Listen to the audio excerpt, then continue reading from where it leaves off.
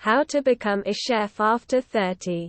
There's a certain mystique towards the world of being a chef that draws people from all walks of life and at any age. It's true that the majority of chefs start out at a young age. But what's it like for those that start out later in life? We may be frustrated in our current desk job and that dream of working in kitchens. Getting the chance to be creative is constantly niggling at us. However, we may be worried that we've missed the boat. Is starting a challenging career like being a chef at 30 years old? Or even later? Too late? This article aims to take an honest look at the specific challenges faced by older entrants into the trade to help them make the decision whether to follow their passion full-time or leave it as a great hobby. Becoming a chef after 30 is absolutely possible. There are no specific age limits for starting a culinary career, and many people choose to enter the profession late in life. However, the learning curve can be very steep, as being a chef is not comparable to any other job role. As readers can see, we can technically become a chef at any age. It is never too late to go to culinary school and start a new career path. Particularly in these modern times, the idea of a job for life is largely gone, and it's socially acceptable to have many different jobs throughout a person's lifetime. I would guess, though, that most people knew there was no technical age limit. Readers coming here would like to know what it's actually like to start a chef career later in life. And will they be welcomed into the kitchen? We will start by looking at the two main issues to be aware of. This is not designed to put people off, but to give a fair insight into the main challenges we will face as late starters. Then the rest of this article will focus on the best way to go about starting a chef career later on in life. There are a few routes available, and some will prove smoother than others. I'll point out quickly that there is no need to rush out and buy expensive knives. I'll link to my favorite budget-friendly Victorinox knives here. Opens in a new tab. Opens Amazon in new tab. Get familiar with the industry. Anyone looking to become a chef later on in life should familiarize themselves with the catering industry as much as possible. The working conditions are unique, and it's important to be fully prepared for the leap they are considering. We need to take some time to learn about the working hours, the shift rotations, and the days off we are likely to have. The more info we can get, the better.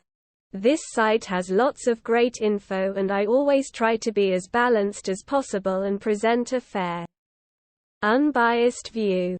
There are also lots of forums out there where information can be found. It can be really hard to get the full picture of an industry looking in from the outside. Therefore, connecting with any chefs you may know is a great way to learn. Alternatively, next time we go to a restaurant, we can ask to speak to the chef and have a 5-minute chat. Sundays are good days to try and speak to chefs. There is a more relaxed atmosphere in the kitchen, and the staff are more likely to have the time and energy to talk. However we go about it, getting a clear idea of the working conditions is vital.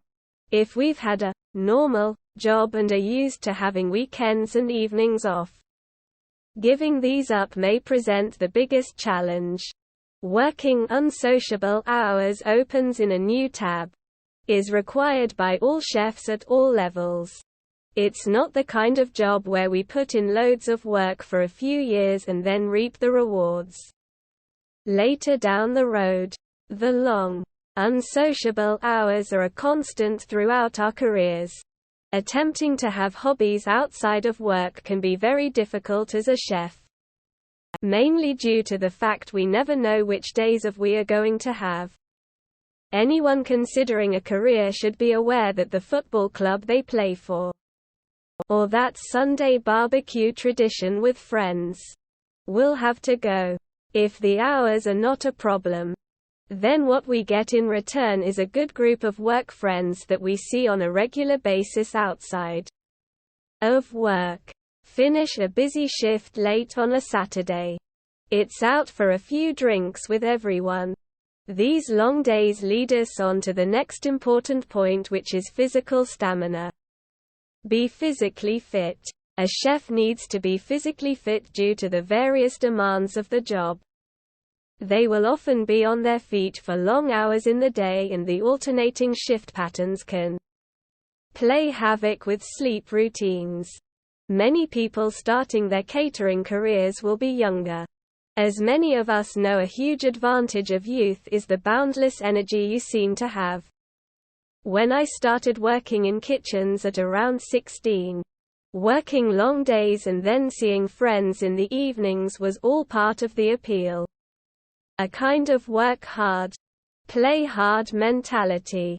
Unfortunately, as we get older, many of us discover we do not have the same energy that we once had.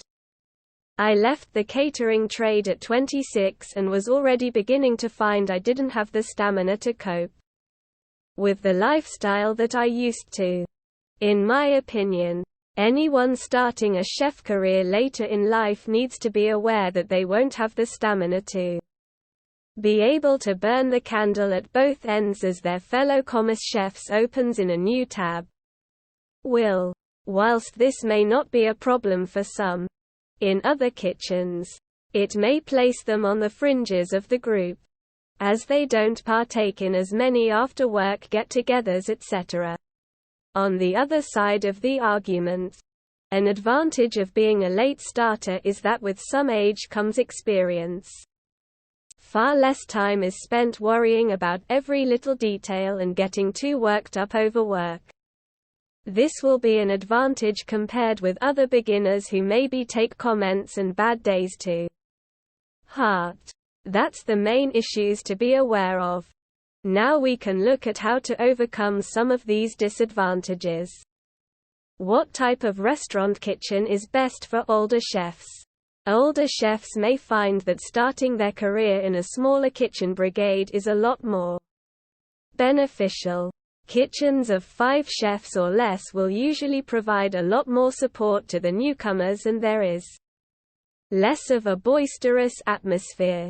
Larger kitchens, in higher-end restaurants, may consist of 10 or more commis chefs. There is a lot of competition among the chefs as everyone is looking to prove themselves and move up the section ladder.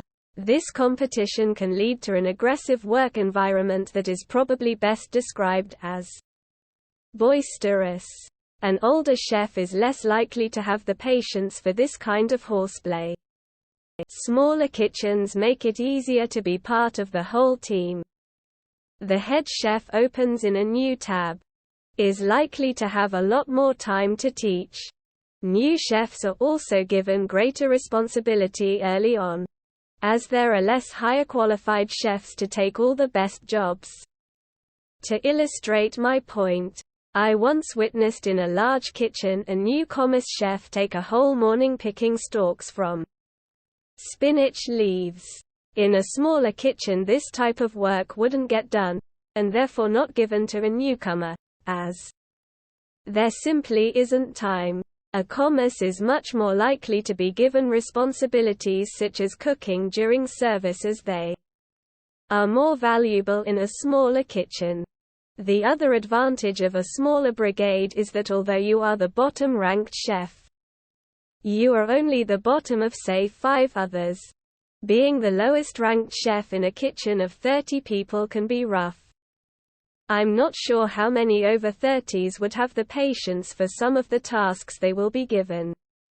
Should older chefs go to college first? Someone looking to change careers may consider doing a part-time catering course. This can be a great introduction to the world of professional cookery and gives the student time to decide if they want to make the career switch, whilst maintaining the financial safety of their current role. Studying catering part-time will give a person a sense of the industry they are considering entering. However, this does have its limitations, and it is important to combine this with experience in a real kitchen. We can also learn a lot about kitchen life through chef autobiographies. My favorite is still Gordon Ramsay's, linked to on Amazon here. An advantage of learning this way is that the lecturers have time to teach. They are patient and willing to take their time demonstrating the correct way to do things. Something which not all chefs in the real world are prepared to do. A catering qualification is a help but not a prerequisite for getting a job in a kitchen. It will teach the basics but does not fully prepare for the real-world experience. In the same way, all education establishments can never truly prepare students for what the job will be like. The biggest pitfall to be aware of here is the unrealistic number of chefs to diners. The evening service that colleges do to the paying customers, usually supportive parents or fellow teachers, is a far more laid-back affair than will ever be found in a real kitchen. This is great for a gentle introduction into the flow of a service and helps students build confidence. Taking an online food hygiene course can be beneficial to put on RC versus they are recognized in the industry, and it shows we are serious about beginning a chef career. The one I recommend I will link here, as it is by the recognized training body.